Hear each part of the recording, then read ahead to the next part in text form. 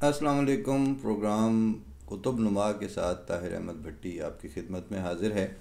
आज हमने एक और मज़मून सिलेक्ट किया है, वो डॉक्टर परवेज़ परवाज़ी साहब ही की किताब पसे पसे नविश्त हिस्सा चहारम, वहाँ से हमने लिया है। और हमारे वो सामीन और नाजरीन जिनका तारुफ़ एज सच नहीं है, उनके इल्म के लिए ये बता दूं कि इनकी एक तारफ़ भी इनके बैक उस पे छपा हुआ है, किताब के बैक टाइटल पे, प्रोफेसर डॉक्टर परवेज़ परवाज़ी तसनीफ़ात व तालीफ़ात। 1964 में ज़िक्र उर्दू तालीमुल इस्लाम कॉलेज की पहली कुल पाकिस्तान उर्दू कॉन्फ्रेंस के मज़ामीन का मजमुआ। 1977 खूबसूरत जापान और मैं, कावाबा ताया सोनारी की नोबेल स्पीच का उर्दू तर्जमा। 1978 यूकी गोनी कावाबाता के नोबेल नावल का उर्दू तर्जमा। 1980 जापान का सबसे लंबा दिन। 1980 जापान की हाइको शायरी का इंतखाब और तर्जमा। 1981 सूरज के साथ साथ जापान का सफ़रनामा।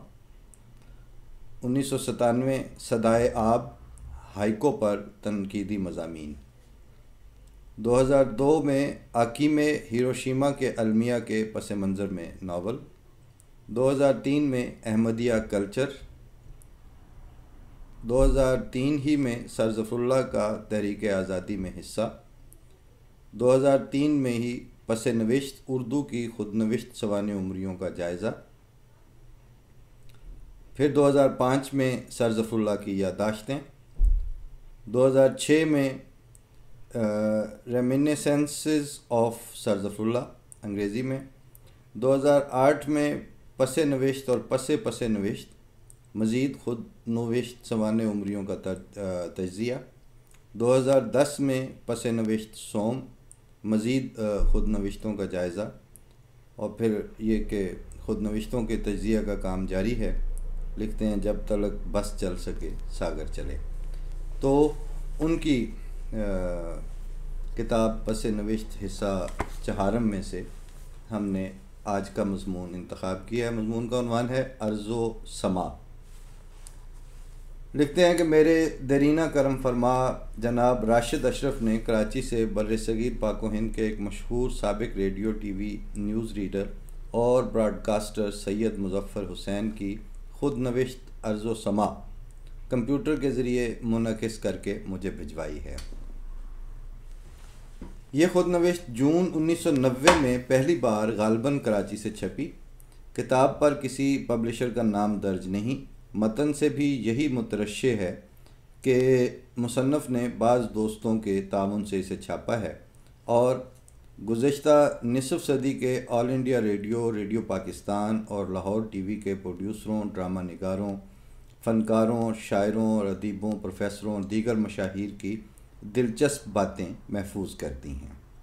सैयद मुज़फ़्फ़र हुसैन, जिनका निकनेम जफ़न मियाँ था, उनका ताल्लुक़ दिल्ली और शिमला के एक खुशहाल ताजर घराने से है। अपने शौक़ से नशरियात के शोबा में दाखिल हुए और सारी उम्र इसी कारे बर्बादी में, बर्बादी को इन्वर्टेड कामर्स में उन्होंने लिखा है, इसी कारे बर्बादी में बर्बाद कर दी। बर्बादी का मतलब वो फ़ारसी में ऑन एयर को बर्बाद कहते हैं। तो वो उसका इन्होंने उर्दू में एक ड्यूअल मीनिंग्स के साथ बड़ा खूबसूरत इस्तेमाल किया और ये इनका कमाल है। बहुत जगहों में ऐसी मिसालें मिलती हैं।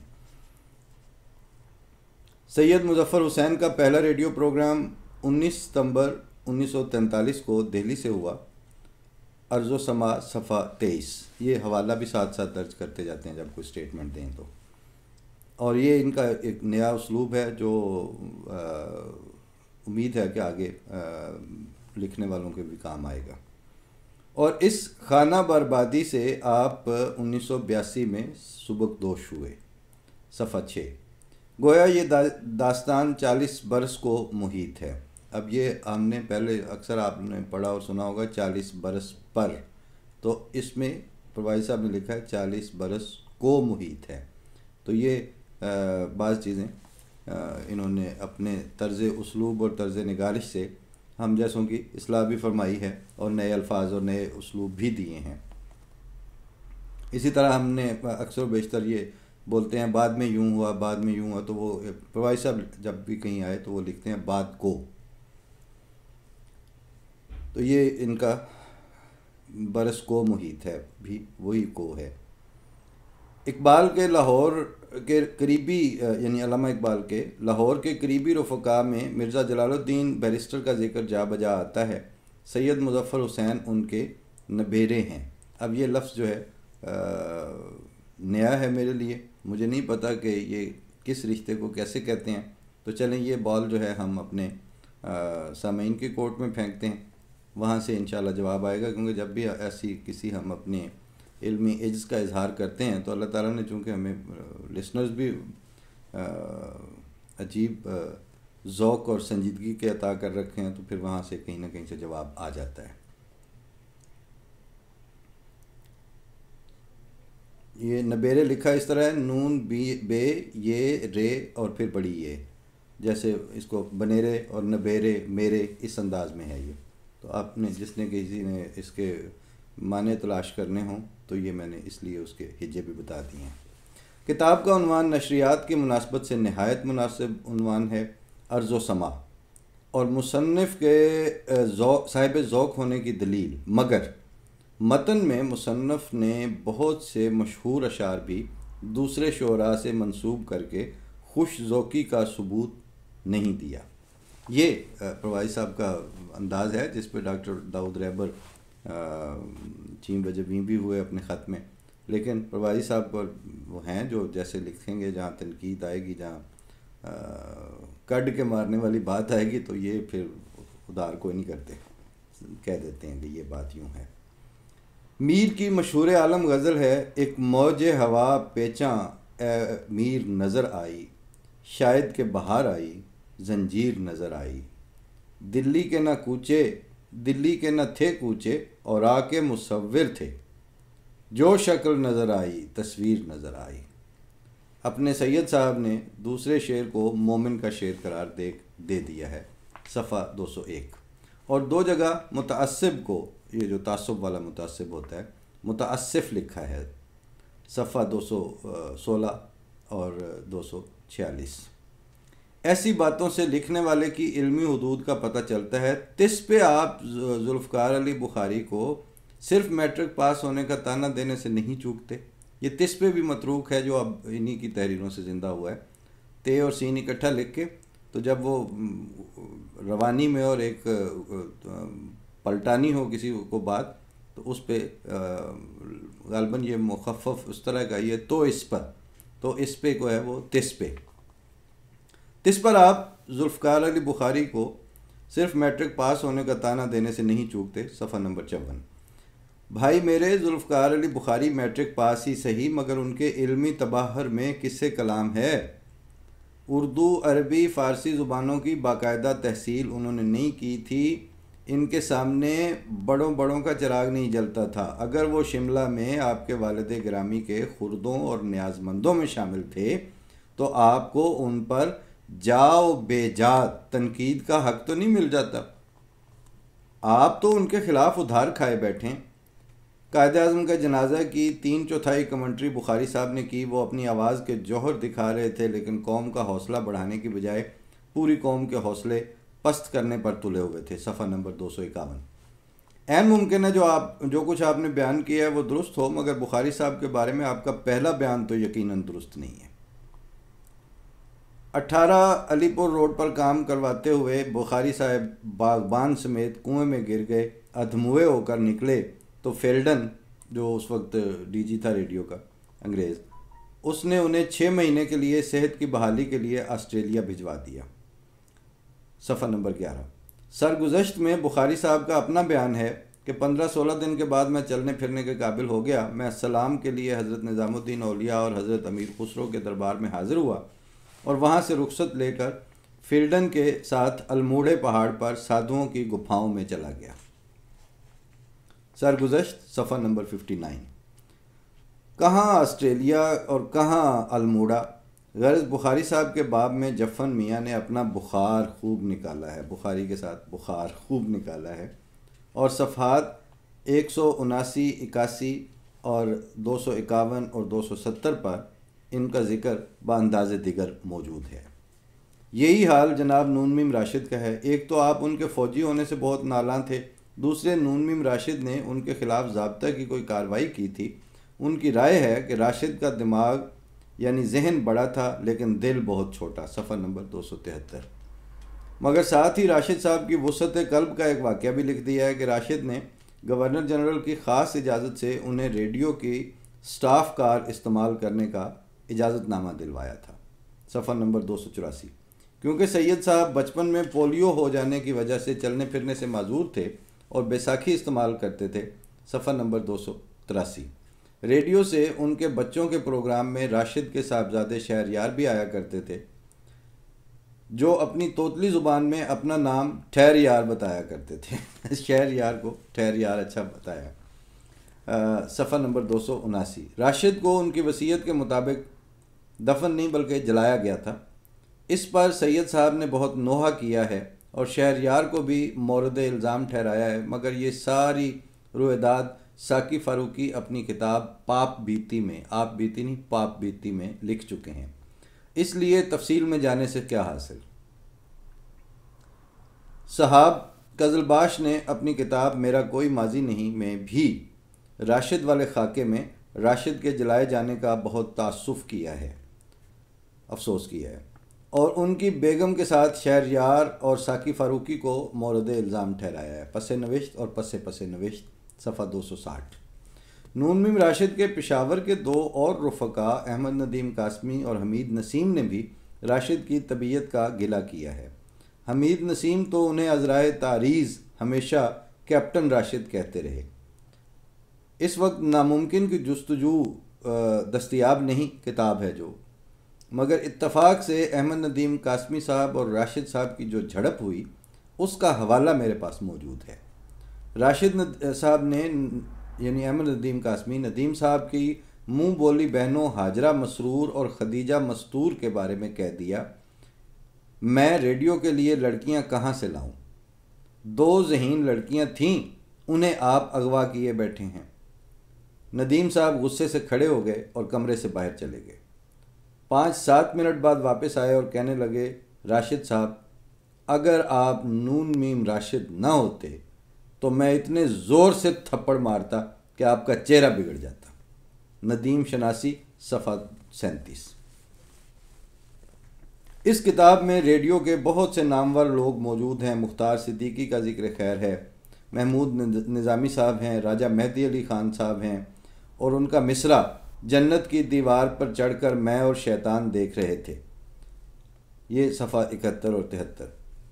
शकील बदायूनी हैं, उनके अपने वतन बदायूं में फ़कीदुल मिसाल इस्तकबाल का हाल। अख्तर शिरानी हैं, रफ़ी पीरज़ादा हैं, अखलाक अहमद देहलवी हैं, शमशाद बेगम हैं, बेगम अख्तर हैं, मलका पुखराज हैं, अपने मिर्ज़ा इब्राहीम बेग खातिर गज़नवी हैं, जो क्लर्क थे, शायर थे, फिर प्रोफेसर हुए और दुनिया में नाम कमाया। सफ़ा नंबर 233। शेर मोहम्मद कैसर हैं, जो बाद को इब्ने इंशा के नाम से मशहूर हुए। ये भी नोट फरमा लें कि ज़्यादातर इब्ने इंशा तो सब ने नाम सुन रखा है, लेकिन उनका हकी असल नाम शेर मोहम्मद कैसर हैं, जो बाद को इब्ने इंशा के नाम से मशहूर हुए। उनके दोस्त नूरुल हसन हाशमी हैं, जिन्हें उनके न्यूज़ के शोबा में होने की वजह से लोग नूरुल हसन हाशमी की बजाय न्यूज़ुल हसन हाशमी कहते थे। सफ़ा 212। मोहम्मद कवी ख़ां हैं, जो उनके बच्चों के प्रोग्राम से रेडियो पर मुतारफ़ हुए और बड़े फ़नकार बने। सफ़ा 258। साद राशिदुल खैरी हैं, जिन्हें अपने अबू जहल की नस्ल होने पर बहुत फ़ख्र है। सफ़ा 380।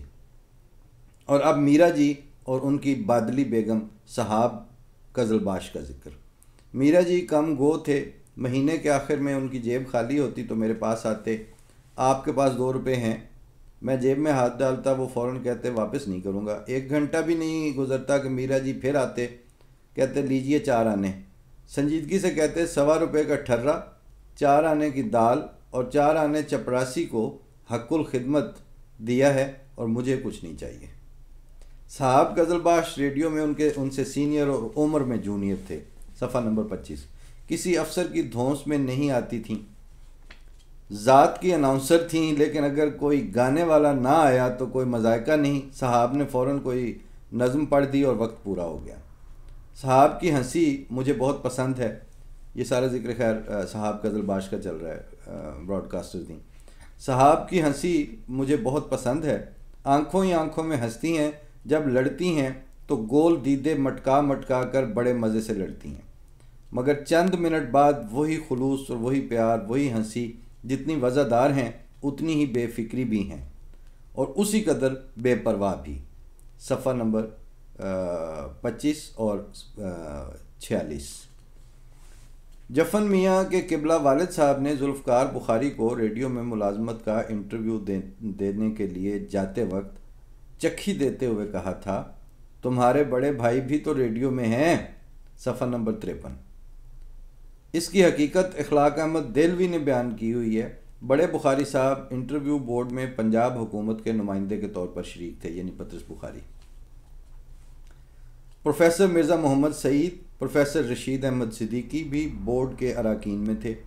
जब जुल्फ़कार अली बुखारी साहब की बारी आई तो अहमद शाह बुखारी ये कहकर बाहर चले गए कि मैं इंटरव्यू में शरीक नहीं हूँगा क्योंकि मेरा छोटा भाई इंटरव्यू दे रहा है। मेरा बयान सफ़ा 134। अब उनके चचा मीर अनवार हुसैन, हम जब पंजाब यूनिवर्सिटी में पढ़ रहे थे तो हमारा उठना बैठना माल रोड पर वाक़या चाइनीज़ रेस्तरां में था। काफ़ी हाउस में बड़े लोग विराजमान होते थे। टी हाउस पर शोरा और अदिबा की इजारादारी थी। हम चाइनीज़ वालों के ममनून एहसान हैं कि उन्होंने तलबा की बहुत खिदमत की। बाकायदगी से आने वाले तलबा पर मीर साहब बहुत मेहरबान थे और उन्हें उधार सुधार भी दे दिया करते थे। अब सैयद साहब ने लिखा है कि मीर साहब उनके चचा थे और बड़े दिलो दिमाग के आदमी थे। सफ़ा 21। हम उनकी वुसअत कल्ब की गवाही देते हैं। यूनिवर्सिटी से निकले हुए मुद्दतें हो गईं, मगर उनका रेस्तरां हमें याद है और उनकी मीठी मोहब्बत आमेज़ मुस्कुराहट, खुदा मालूम वो हयात हैं या गुज़र गए। हमें आज उनको याद करने का मौका मिल गया है तो हम सैयद मुज़फ़्फ़र हुसैन की अर्ज़ो समा के हवाले से उन्हें सलाम करते हैं। ये परवाज़ साहब ने अपनी ज़ाती कैफियत का इजहार किया है उस रेस्टोरेंट के मालिक और सैयद मुज़फ़्फ़र हुसैन के चचा के हवाले से। निसार अज़ीज़ भट्ट ने अपनी खुदनविश्त गए दिनों का सुराग में लिखा है कि पेशावर रेडियो पर बहारिया प्रोग्राम करने के लिए उन्हें दावत दी गई थी। वहाँ उन्हें पहली बार Asgar Bhatt assistant station director से मुतारफ़ होने का मौका मिला था। सैयद मुज़फ़्फ़र हुसैन साहब का दावा है कि मैं सीधा साधा भोला भाला आदमी, मैंने भट्ट साहब से भी मोहतरमा का तारुफ़ करवाया। सफ़ा 311। इसके कुछ अरसा बाद मोहतरमा निसार फ़ातिमा अज़ीज़ और असगर भट्ट रिश्ता अज़वाज में मुंसलिक हो गए। सैयद मुज़फ़्फ़र हुसैन जब जगह ब जगह अपने रफ़क़ाए कार की बुराइयां न करते तो किताब का मिजाज मोतदिल रहता। किताब इब्तदा में बहुत दिलचस्प मालूम देती है, मालूम होती नहीं, मालूम देती है। ये मतलब ये छोटी छोटी चीज़ें हाईलाइट इसलिए कर रहा हूँ कि ये मतरूक हो रही हैं। किताब इब्तदा में बहुत दिलचस्प मालूम देती है, मगर जूँ जूँ बयान आगे बढ़ता है बाज़ रफ़क़ा पर नुक्ताचीनी पढ़ने वाले को बहुत खलने लगती है। बई हमा किताब पढ़ने में रवां है और रेडियो वालों से दिलचस्पी रखने वालों के लिए दिलचस्प भी। यहाँ मज़मून प्रवाही साहब का ख़त्म हुआ और हमारा चूँकि 2004 से लेकर 2014 तक रेडियो पाकिस्तान इस्लामाबाद से ताल्लुक़ भी रहा और रोज़ाना एक प्रोग्राम हम करते थे और इस 10 साल के अरसे में कोई 4-5 बल्कि शायद ज़्यादा ही स्टेशन डायरेक्टर भी हंडाए और एक डीजी जो हैं मुर्तज़ा सोलंकी साहब, उनका भी ज़माना एक ही था देखा जब तक वो वहाँ थे।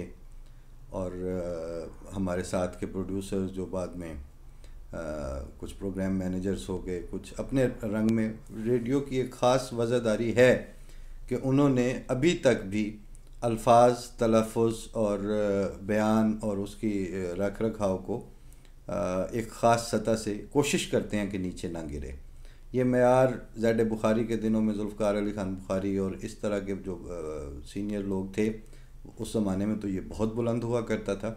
और ये जो आपको पढ़ के पेश किया है मज़मून, उसकी वजह भी ये है कि जैसे पिछले एक दो मज़ामीन हमने इनके अहमदिया कल्चर से पेश किए, तो आप जिस वक्त आप अपने कल्चर, तर्ज़ बूदोबाश, आपके रख रखाव और अपनी रिवायतों की बात कर रहे होते हैं, तो हमेशा जहन में ये मुस्ताज़र रहे कि दुनिया का कोई तबका, कोई मुल्क, कोई ख़ित्ता, कोई कौम किसी जजीरे पर भी आबाद नहीं है और किसी बोतल में भी बंद नहीं है।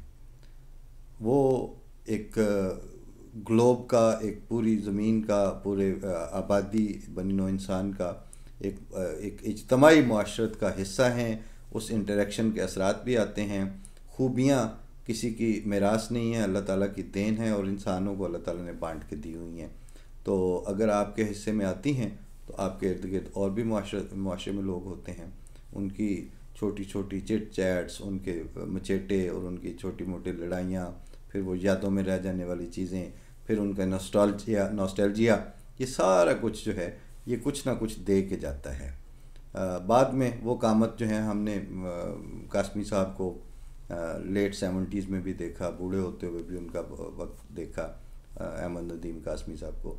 लेकिन उनके इब्तिदा में वो मचेटे भी आपने सुन लिए। नून मीम राशिद चले गए थे, बहुत बड़ी यादगार नज़मों की सूरत में छोड़ के गए, लेकिन अपनी ज़ाती रवैयों में वो क्या थे, किस तरह सोचते थे, ये उनका पर्सनल फेल था। लेकिन जहाँ तक उनका ये है कि आदमी से डरते हो, आदमी तो तुम भी हो, आदमी तो हम भी हैं, इससे तुम नहीं डरते, अन के ही से डरते हो। तो जो इस तरह जानदार उसलूब में जो उन्होंने नज़में लिखी हैं, जो विरसा यादगार छोड़ा है, वो अपनी जगह पर है। रेडियो पे भी उनकी छाप रही, उस पर भी उन्होंने अपना किरदार अदा किया, और भी नाम आते रहेंगे। तो इस तरह बाज़ सवाने उम्रियों पर जो परवाज़ी साहब के तज्ज़ियात हैं, उन्होंने एक बहुत बड़ी खिदमत ये भी की है कि मालूमाती इल्म जो है साथ साथ मालूमात में भी इजाफ़ा, अपडेट भी रखा, और दो दो चार चार जुमलों में आपको पूरे दौर की, उस अहद की, उस इदारे की सैर करवा देते हैं। प्रोग्राम थोड़ा तफसीली हो गया, लेकिन ये बातें ज़ाहिर है उनके साथ कुछ ना कुछ फ्रेम भी बनाना पड़ता है जो चीज़ पेश की जाती है। आप लोगों की समाअतों का और देखने का बहुत शुक्रिया। अगले प्रोग्राम के साथ फिर इंशाल्लाह हाज़िरी होगी। फ़ी अमानिल्लाह। अस्सलामु अलैकुम व रहमतुल्लाह।